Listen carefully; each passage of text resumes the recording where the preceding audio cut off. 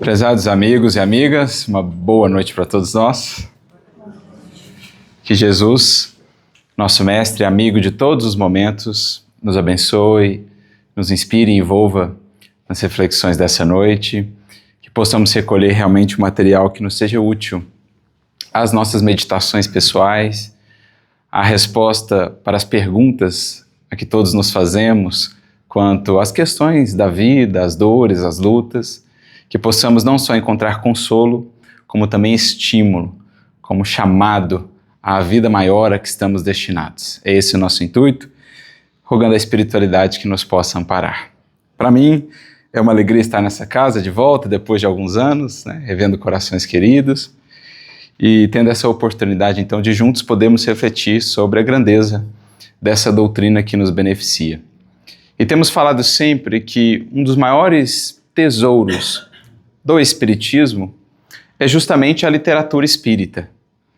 Pelo manancial, pela fonte inesgotável que ela é para todos nós, de reflexões, de inspirações, de material de edificação da criatura nova que todos nós precisamos ser. E para nós aqui no Brasil, temos essa possibilidade, temos essa bênção de podermos contar com a riqueza da literatura mediúnica de um Chico Xavier, por exemplo, que é onde nós iremos buscar a base das nossas considerações nessa noite. O Chico, como sabemos, tem centenas de obras psicografadas, e por mais que os anos passem, dedicando-nos ao estudo dessas obras, sempre vamos encontrando uma ou outra obra sobre a qual ainda não havíamos nos debruçado, uma ou outra mensagem que talvez até já tínhamos lido, mas não com todo o esmero, com toda a atenção que teremos numa nova leitura. Então a gente vai descobrindo essas pérolas, e toda vez que encontramos uma que nos toca, que nos sensibiliza, nós buscamos compartilhar nesse intuito realmente de espargir as bênçãos do alto, de partir o pão, como é a essência do Evangelho. É isso que nós vamos buscar fazer a partir de uma mensagem que líamos recentemente, de autoria do nosso querido Emmanuel, e que se encontra no livro Taça de Luz.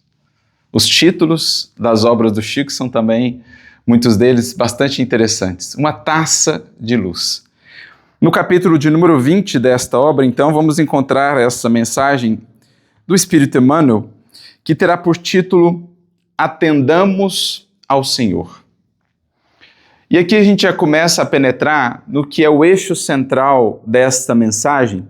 O Emmanuel ele tem por hábito fazer isso, em geral os seus títulos, eles são indicativos do conteúdo central, da mensagem principal que o seu texto subsequente vai trazer-nos. Então ele traz como título Atendamos ao Senhor. Um convite, convocação.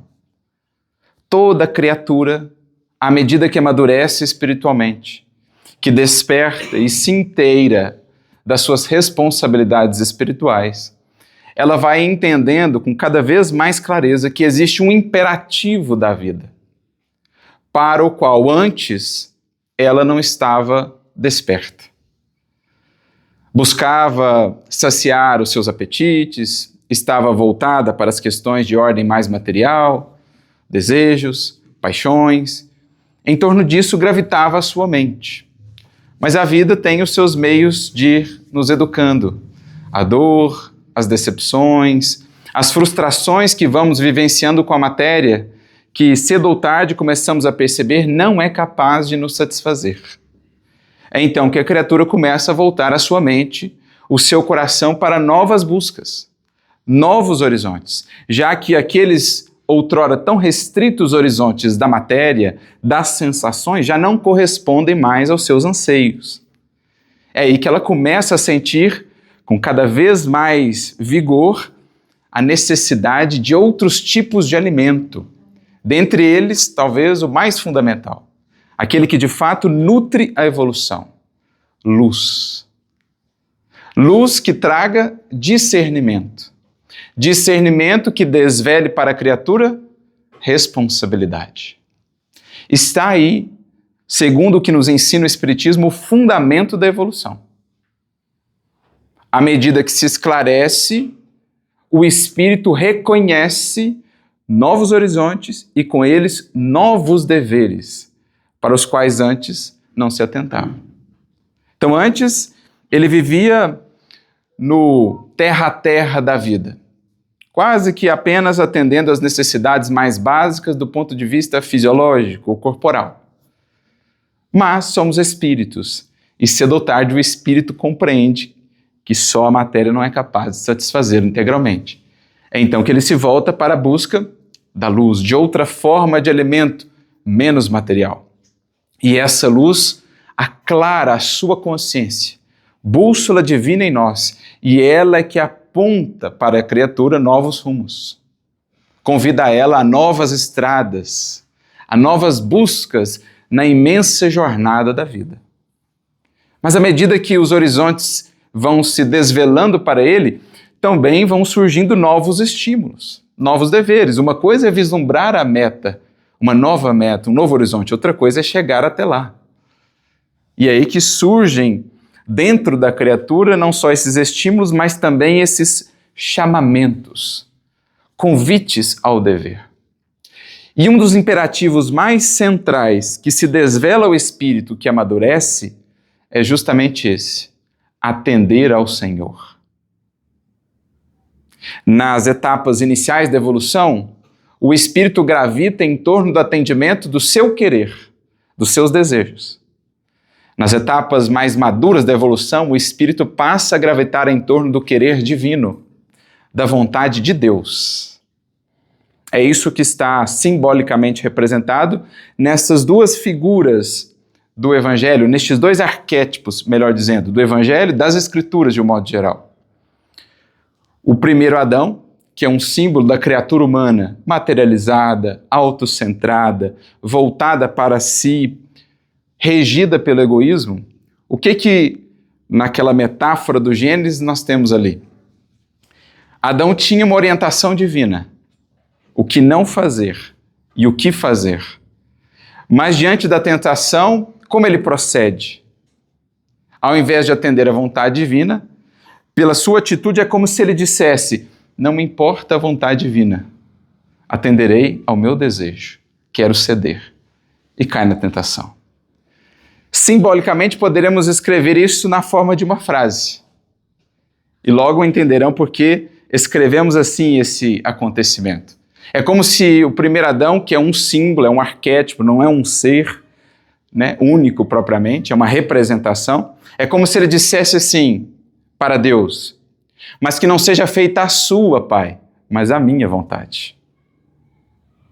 É o símbolo do nosso proceder ainda em muitas ocasiões. Mas temos um outro arquétipo fundamental na linha temporal das Escrituras. E quem trabalha isso conosco é o apóstolo Paulo, na sua primeira carta aos Coríntios, capítulo 15, quando ele fala do primeiro Adão e do último Adão. E quem é o último Adão? Aquele que seria a representação da obra concluída, do ser humano em plenitude de realização e fidelidade a Deus. É o Cristo. E olha só que interessante, assim como Adão no jardim teve aquela postura, agora, no exato oposto, o Cristo num jardim, antes da crucificação, diz o quê? Mas que não seja feita a minha, Pai, mas a tua vontade. Percebem a transição da evolução? Do primeiro Adão, centrado na sua vontade, no seu querer, ao último Adão que estamos construindo em nós, conforme o modelo que é Jesus, para que um dia possamos dizer em tudo que não seja feita a minha, Pai, mas a sua vontade. Como Jesus fez em cada detalhe, em cada aspecto da sua vida. O que isso nos ensina, portanto? Que evoluir é cada vez mais aprender a atender ao Senhor, em detrimento do ego, do eu vicioso, que tantas lágrimas e dores nos tem criado em nossas escolhas infelizes. Então, à medida que a consciência se esclarece, ela vai reconhecendo isso como um imperativo da vida. É um imperativo consciencial. Quanto mais conhecimento da lei divina, mais sente-se a criatura impelida, conclamada a viver de conformidade com aquilo. E quanto mais ela hesita em fazê-lo, mais incômodo isso gera. Quanto mais esclarecida a consciência e mais relutante é o espírito em aplicar o que tem aprendido, mais incômodo, mais remorso isso gera. Por isso a frase de Jesus: vê, pois, que a luz que há em ti não sejam trevas. Cuidado para que o conhecimento recebido, pela não aplicação dele, reverta em trevas de sofrimento, de remorso, de arrependimento. Saibamos construir coerência entre o que temos entendido das leis divinas e como temos as aplicado em nossas vidas. Então esse é o imperativo da vida, que está escrito para nós de outra forma ou com outras palavras no próprio Evangelho. Quando Jesus diz assim: sede perfeitos, como perfeito é o vosso Pai Celestial. O verbo no imperativo, sede perfeitos. E aqui a gente vê a grandiosidade do Cristo em suas lições. Como é importante nos debruçarmos para atentarmos aos detalhes. Porque alguém poderia dizer assim: mas isso que Jesus nos pede é um absurdo. Como assim? Diz ele para que nós sejamos perfeitos como Deus. É possível a criatura ser tão perfeita quanto Deus? Não há um abismo de infinitude entre o Criador e qualquer criatura, por mais evoluída que ela esteja? Não é o que aprendemos com a doutrina espírita? Sim. Mas vejamos o detalhe: sede vós perfeitos, como perfeito é o vosso Pai Celestial. O pronome aqui é uma pista fundamental. Porque no Evangelho há momentos em que Jesus diz como o meu Pai, há momentos em que ele diz como o vosso Pai, e há momentos em que ele diz como o nosso Pai. E a depender do pronome de que ele se serve, ele quer nos transmitir um determinado nível ou patamar de entendimento de Deus e das suas leis. Quando ele diz assim: eu vou para o meu Pai na última ceia. Temos nós ideia do que é a percepção e a comunhão que o Cristo tem de Deus? Não, isso é dele. Quando ele fala meu Pai, é algo que nós não abarcamos ainda. Não temos ideia do que seja o que ele alcança de Deus. Quando ele usa nosso Pai, ele está tratando de algo que já é comum para nós. Por exemplo, no Pai Nosso, ele está dizendo, todos nós, eu inclusive, já podemos ver o Pai como sendo nosso, de todos nós. Então é algo comum. E quando ele usa vós? É a perspectiva que cada um alcança de Deus e das suas leis.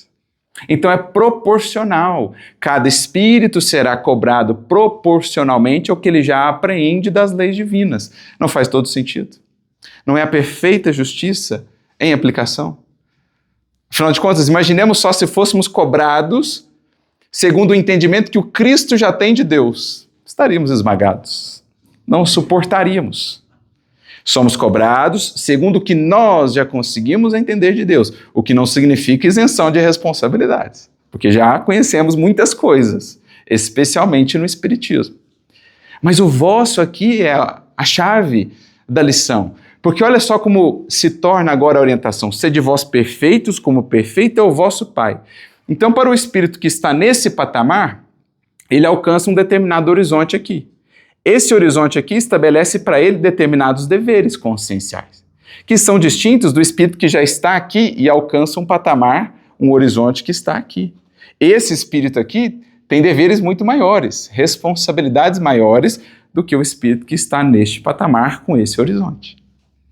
E olha que interessante, à medida que ele se aplica em aplicar, se aplica em desenvolver o que tem aprendido, o que acontece?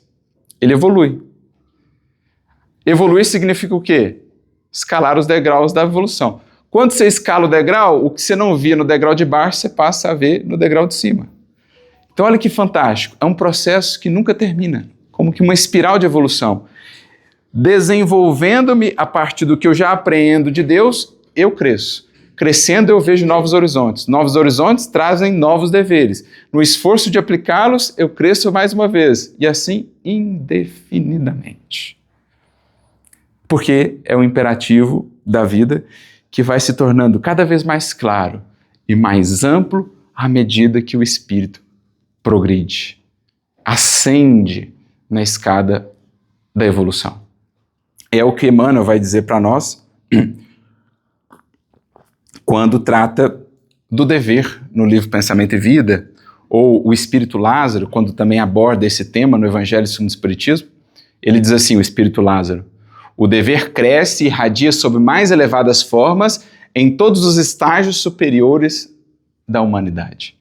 Então, à medida que o espírito progride, o dever cresce com ele, o imperativo de ser fiel ao que tem aprendido. Pois bem, esse será o eixo central da mensagem de Emmanuel. E ele começa dizendo assim, então: deixa que a claridade do Evangelho penetre o teu coração cada dia, a fim de que os teus pensamentos e atos sejam a carta que diriges ao mundo e à humanidade, em nome do Mestre Divino, a cuja sabedoria te afeiçoas. Ele descreve esses dois movimentos fundamentais que nós mencionávamos antes. Uma coisa é a luz recebida, o outro esforço é a luz que devemos fazer refletida. Então ele diz primeiro: deixa-te penetrar pela claridade do Evangelho dia a dia. Busque essa luz, para que ela te esclareça, para que ela te desperte, para que ela te abra novos horizontes, para que você sinta-se, então, cada vez mais impelido agora a fazer o movimento de retorno dessa luz recebida à vida, que te espera esse testemunho. A luz que recebemos é por nós trabalhada, transforma-se em sabedoria, transforma-se em discernimento, transforma-se, quando aplicada, em disciplina, que gera novos hábitos, que gera um novo modo de ser. Esse é o circuito da evolução. Luz que recebemos de fora, dos espíritos mais adiantados que nós, do estudo da natureza, das tantas formas de apreensão das leis divinas. Essa luz deve ser por nós trabalhada, digerida, absorvida, para que passe a fazer parte da nossa expressão e atuação no mundo. Fechando, concluindo o circuito do Evangelho. Nas palavras de Alcione, que resume esse processo em 4 verbos no livro Renúncia, né? Inspirada no Padre Damiano, que é o próprio Emmanuel em outra encarnação. Dizia ele a respeito do Evangelho: conhecer, meditar, sentir e viver são os 4 passos fundamentais da nossa relação com o Evangelho. Tudo começa no conhecer. Como seguir o Mestre? Como me dizer um discípulo dele se eu não sei o que ele disse? Se eu nunca parei para ler, para meditar sobre as suas palavras de vida eterna? Se eu só o conheço de ouvir falar? Como fechar, alimentar esse circuito divino se sequer nos dedicamos ao conhecer? Depois o meditar, porque não basta passar os olhos e talvez recitar, decora essas palavras sem que elas nos ocupem a mente, nos levando a conexões com a nossa vida, com aquilo pelo que passamos. Meditar. Só assim ela vai se entranhando em nós, se enraizando, chegando enfim ao nosso sentir. E o sentimento é o fundamento da vida. Toda a vida e o futuro que almejamos começa no sentimento. Sem renovar o sentimento, não há vida que se renova verdadeiramente em Cristo. No sentimento reside o santuário da criatura, diria Emmanuel. Os mananciais da vida, diriam os provérbios, séculos antes do Cristo. Então é preciso que chegue ao sentir. E só a partir de então teremos o novo viver, o viver em Cristo, sobre o qual Paulo falaria em suas cartas. E aqui ele menciona, que devemos fazer isso para que sejamos nós, então, as cartas do Cristo para a humanidade. Porque, é claro, há um esforço que nos cabe de falar dele, de difundir a literatura espírita, as ideias espíritas por meio do cinema, dos filmes. Inclusive está para estrear aí mais um filme, agora dia 21 de maio. É papel nosso transmitir esses recursos valiosos. Mas nós não podemos nos esquecer da principal mensagem a ser transmitida, que é o livro da nossa vida. Paulo mesmo diria, ele que foi um dos maiores, se não o maior divulgador do cristianismo, deixou-nos epístolas imortais, que até hoje são uma fonte de inspiração e aprendizado para nós, 14 epístolas. Mas ele dizia assim: essas cartas que eu vos transmiti não são as principais. porque vós sois as minhas cartas. Falando a respeito dos discípulos, falando a respeito das pessoas que haviam sido transformadas pelo Evangelho graças ao empenho dele. Vós, vocês, as vidas transformadas é que são as minhas principais cartas. Aquelas que me trazem mais alegria.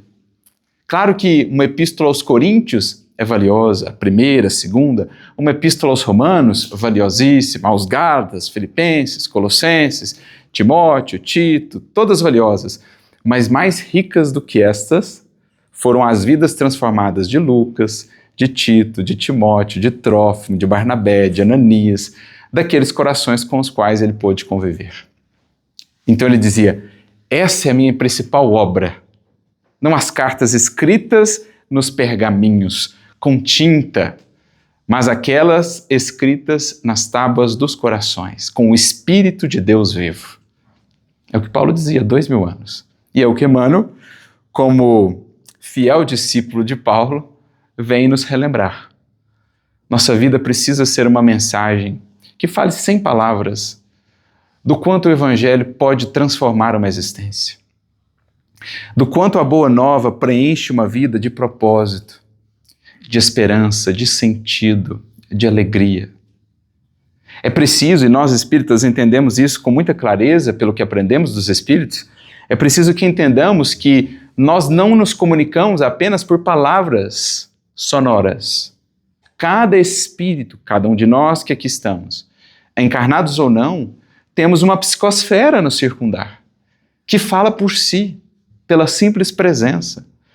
Psicosfera essa que, como sabemos, nasce conforme o teor de sentimentos e pensamentos que cultivamos. De modo que aquele que se tornou realmente uma carta do Cristo, ele pacifica pela simples presença. Sem palavras. Lê-se na vida dele o convite à paz. Ele sugestiona com a sua mera vibração, com seus sentimentos, convites à paz, à harmonia. Ele induz à bondade, à mansuetude, por meio dessa comunicação sutil, que só de espírito a espírito se estabelece, sem necessariamente o uso do verbo humano. Então é isso que Emmanuel está nos lembrando. Quem atender ao Senhor nesses moldes, esse alguém estará se configurando como sendo uma carta viva de Jesus. Lembrando-nos das palavras de Paulo. Aliás, recordo-me aqui de uma pequena mensagem do Emmanuel, em que ele narra o caso de alguns tradutores da Bíblia que debatiam entre si qual era a melhor das traduções. E aí o debate é intenso, cada um defendendo, os seus tradutores preferidos, prediletos. Uns diziam, olha, eu gosto muito desses tradutores aqui da Bíblia para o latim, não, eu gosto dessa versão grega e tal, até que um deles então diz, olha, a melhor tradução que eu conheço da Bíblia é aquela da minha mãe. E eles ficaram então meio que estupefatos, mas nós não sabíamos que a sua mãe se dedicava às letras e ao processo de tradução das Escrituras. Não, minha mãe nunca chegou a escrever nenhum livro. Contudo, traduziu tão fielmente as lições de Jesus para nós outros, seus filhos, que nunca pudemos esquecer a sua mensagem, gravada em nossos corações. Era ela, portanto, a melhor tradutora do Evangelho, sem nunca ter se dedicado às letras, como outros tantos prestigiosos tradutores do Evangelho e das Escrituras. Uma lição singela que nos lembra a essência da vida e do trato com o Evangelho. Continua Emmanuel. Se recebeste o aviso da Boa Nova e se soubeste ouvir os apelos do amigo sublime, não vaciles na execução do mandato de amor que o céu te confia. Então, como nós dizíamos, a lição toda gira em torno de um imperativo consciencial. Aqui Emmanuel traduz isso para nós em outras palavras. Ele chama de mandato do céu. Quem quer que tenha feito o esforço, quem quer que tenha estabelecido um mínimo de silêncio na acústica da alma para ouvir o apelo do amigo sublime, para acolher o chamamento da Boa Nova, esse alguém foi investido de um mandato, de uma missão. Geralmente, no contexto do Espiritismo, quando falamos de missão, pensamos em Chico Xavier, pensamos, nos grandes nomes, Eurípides Barçanufo, Bezerra de Menezes, Anália Franco, Meimei. Pensamos nesses grandes nomes. Mas aqui Emmanuel está nos dizendo, qualquer coração que tenha ouvido a Boa Nova, este alguém já foi investido de um mandato. E não é um mandato dos homens, não é um ministério humano, é um mandato do céu, é um ministério divino. Porque você é chamado a expressar essa mensagem onde, como e quando a vida te chamar a testemunhar com o Senhor. No âmbito do lar, entre as quatro paredes, naquela convivência que muitas das vezes não será conhecida senão dos que ali estão, mas também por Deus, pelo Cristo e pelos benfeitores espirituais. Onde aprenderemos, onde consolidaremos alguns dos mais valiosos aprendizados da nossa vida, sem que contemos ali com aplausos humanos ou reconhecimentos de qualquer sorte. Mas por isso mesmo, das lições mais valiosas ao Espírito, onde ele vai aprendendo a executar o bem por fidelidade, por amor ao bem, não por expectativa de compreensão, de aplauso, de reconhecimento, mas por ser fiel ao Cristo, por atender ao Senhor, ainda que não tenha plateia, ainda que não tenha qualquer tipo de incensamento à vaidade. Somos chamados a executar, exercer esse mandato do céu nas situações as mais comezinhas da vida. Numa conversa no trânsito, no exercício de nossa profissão, porque vamos entendendo que com Jesus, e especialmente com o entendimento que o Espiritismo nos traz do seu Evangelho, nossos deveres não se detêm naquela porta. Pelo contrário, eles transbordam para além daquela porta. Porque com a doutrina espírita, o templo não está mais circunscrito entre 4 ou mais paredes. O templo se torna toda a terra. Nossa oficina de trabalho com Jesus é toda parte. Ele já dizia há 2000 anos, a mulher samaritana. E esses tempos são mais do que chegados, porque ele já dizia lá, é chegado o momento em que os verdadeiros adoradores a Deus, ou de Deus, o adorarão em espírito e em verdade. Porque lá vem indagado, é em Gerizim, é no Monte Sião, em Jerusalém, onde devemos adorar a Deus? Em espírito e em verdade. Onde há no espírito compromisso com a verdade, a adoração a Deus, no mais elevado sentido desse termo. Onde o espírito se faz um emissário do Criador, das suas leis, do seu amor, ali ele se torna um adorador de Deus. Ali ele cumpre o seu mandato divino, do qual foi incumbido após ouvir o chamamento do Evangelho. É claro que, como dizíamos no início, existirão gradações de responsabilidade, porque o próprio entendimento do Evangelho varia. Mas nós, com o Espiritismo, conseguimos acessar uma tal profundidade do Evangelho que certamente incorreremos aí em responsabilidades acrescidas. É o mandato do céu. Entenda isso que você recebeu, que te consola, que te ampara, também como um desafio, um chamamento ao dever. O Espírito Mariano, escrevendo por meio do Chico, no livro Falando à Terra, ele chega a dizer a respeito do Sermão da Montanha. No Sermão do Monte, há mais desafio do que reconforto. É interessante isso no Evangelho. Como ao mesmo tempo que ele nos consola, ele nos incomoda. Ele nos consola porque nos responde, porque nos traz esperança, porque nos faz ver a vida com horizontes mais amplos. Mas ao mesmo tempo, por conta disso, ele também nos incomoda porque nos faz ver onde estamos estagnados, o que é preciso ser mudado, no que podemos melhorar. Porque no mesmo Sermão do Monte está lá, bem-aventurados os aflitos, porque serão consolados. Mas também está lá, sede perfeitos, como perfeito é vosso Pai Celestial. No mesmo sermão. O Evangelho desafia e reconforta. Como disse um sábio já, a boa pregação do Evangelho é aquela que aflige os confortados e conforta os aflitos. É isso que o Evangelho vai fazendo conosco, despertando-nos para esses imperativos e fazendo-nos ver ou entender esse mandato do céu de que fomos incumbidos. Porque prossegue ele, a terra aguarda o nosso testemunho de boa vontade, à maneira do campo que espera ansioso a devoção do cultivador. Uma vez recebidos os recursos do Evangelho, vemos agora com mais clareza diante de nós o campo de operação.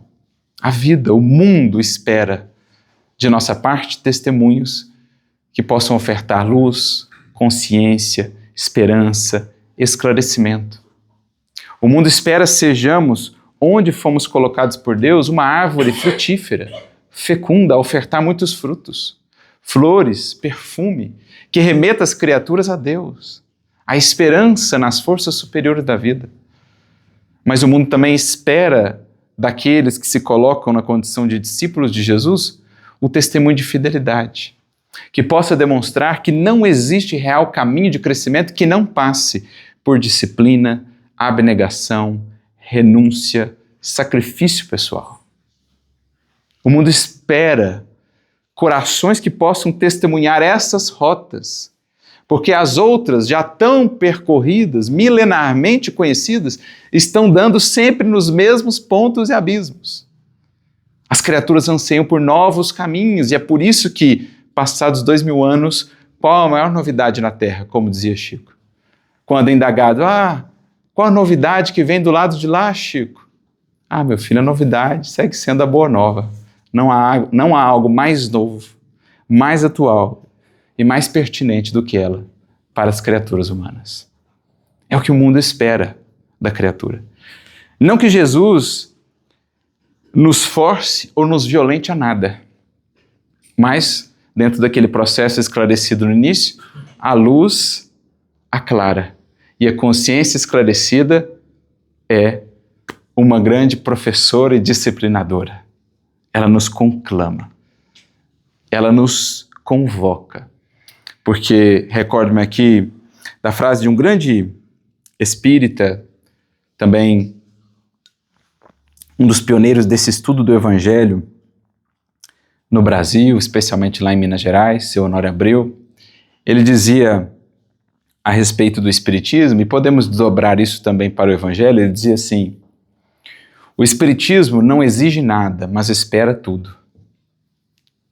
O Espiritismo não é uma expressão de religiosidade que se imponha, violentando consciências, não. Ele quer ser aceito, compreendido. E é então que, compreendido, ele espera muito da criatura esclarecida. Porque sabe, entende os mecanismos da consciência. Então assim opera o Espiritismo. Não exige, não violenta, não cobra, mas espera. Porque sabe que uma consciência esclarecida é a cobradora de si mesma. Porque o tribunal divino, onde estará? Em nós, adaptado ao horizonte alcançado por cada um. Kardec e os Espíritos vão deixar isso claro para nós, nas questões 780, 780A, do Livro dos Espíritos, essa gradação da responsabilidade. Kardec faz ali uma correlação entre progresso intelectual e progresso moral. Ele pergunta se existe uma vinculação entre ambos, ao que os Espíritos dirão que o progresso intelectual engendra o progresso moral. Ou seja, ele abre caminho, ele prepara, mas não necessariamente o progresso moral acompanha para e passo o progresso intelectual. Mas Kardec então pergunta, como é que ele engendra o progresso moral?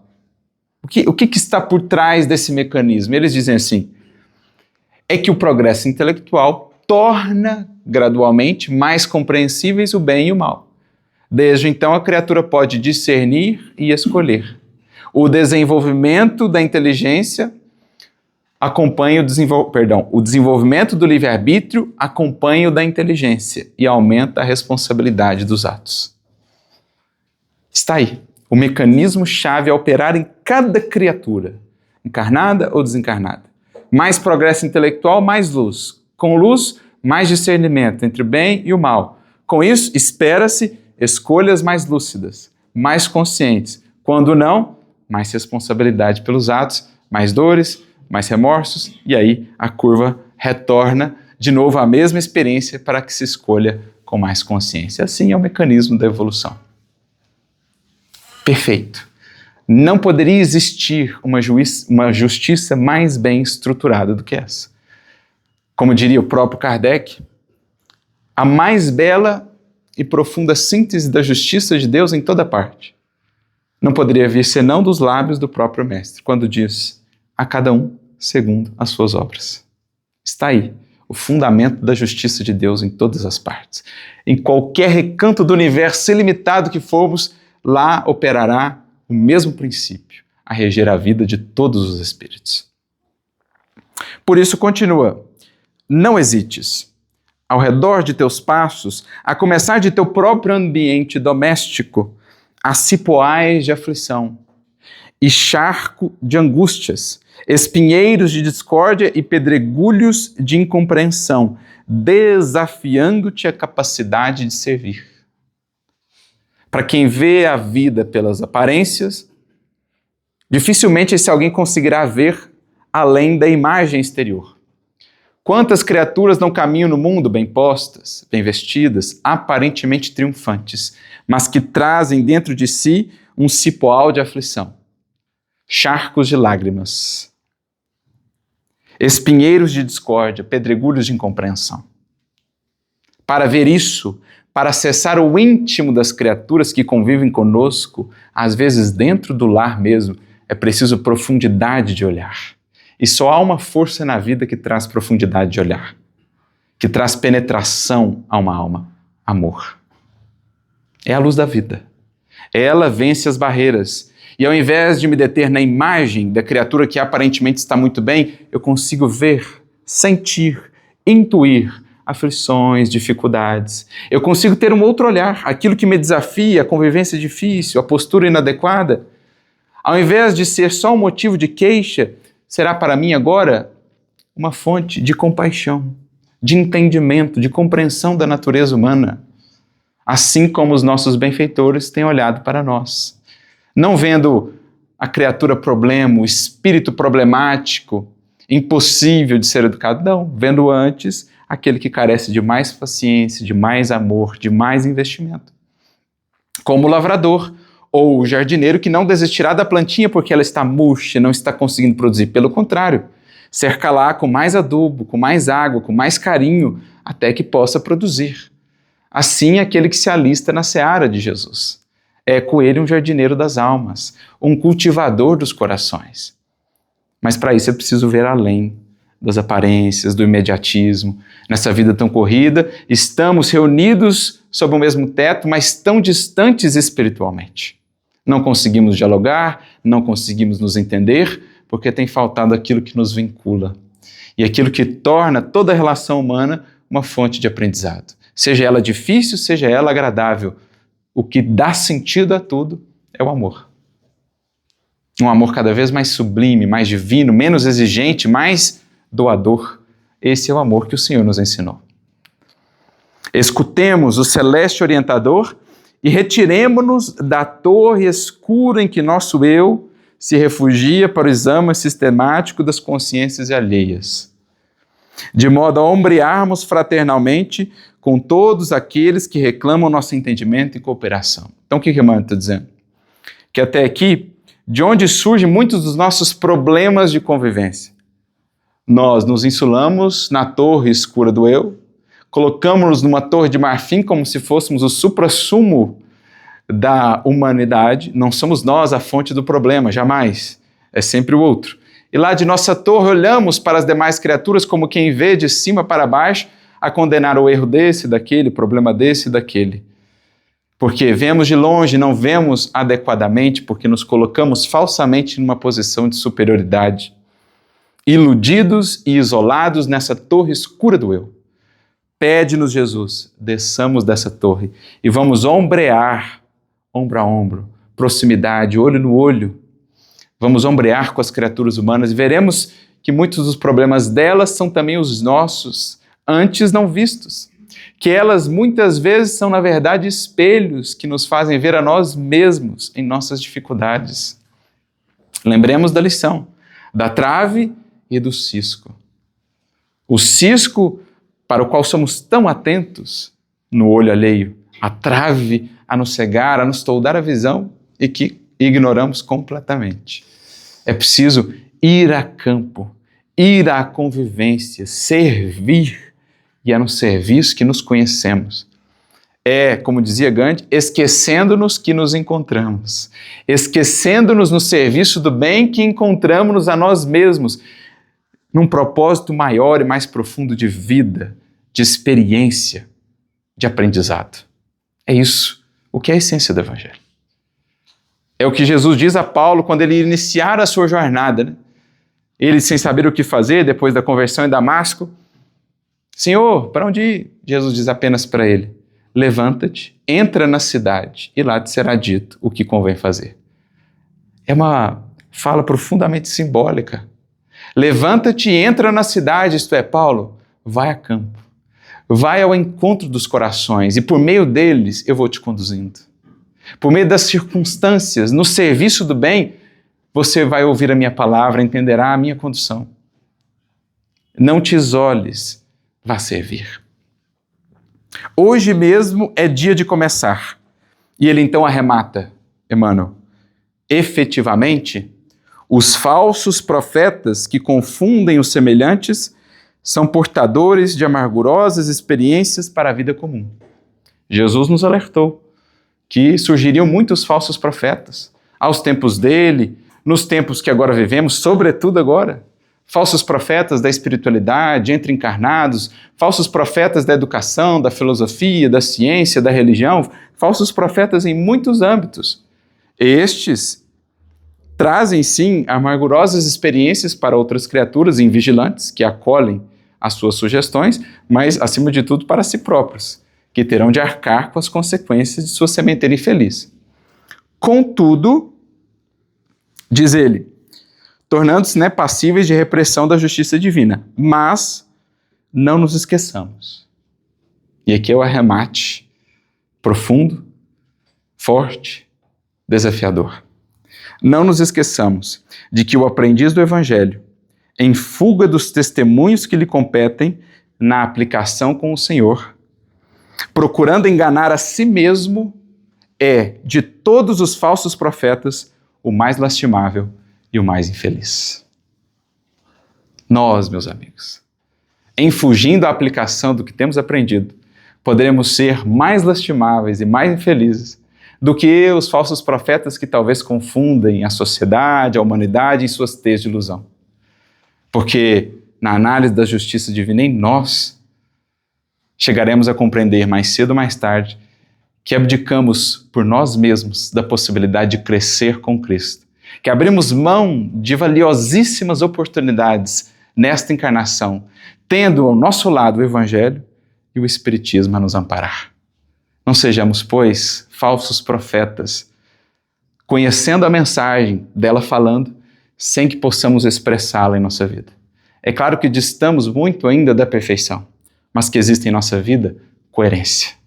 Que existe em nossa vida um esforço diário de alinhamento entre o quanto temos recebido e aprendido e o que já podemos expressar às vidas ao nosso redor, fazendo-as lembrar dia a dia do poder transformador do Evangelho em uma vida, fazendo-as lembrar dia a dia de que o Cristo está muito mais presente do que possamos imaginar por meio dos corações que a Ele se entregam e que são no mundo os seus servidores. Que Jesus a todos nos abençoe e a todos muita luz e muita paz.